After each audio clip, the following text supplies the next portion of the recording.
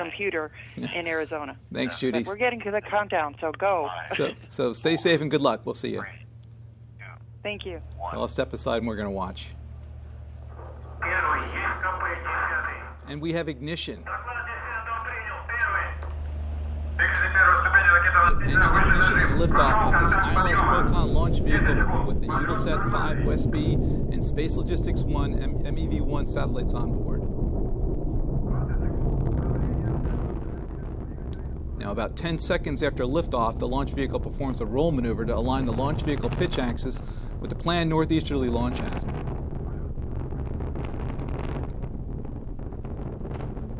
Now, the vehicle will soon experience maximum dynamic pressure, or max Q.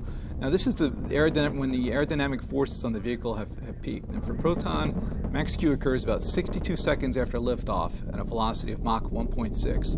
Now, visible condensation that appears to be a stream of smoke can often be observed when conditions are favorable.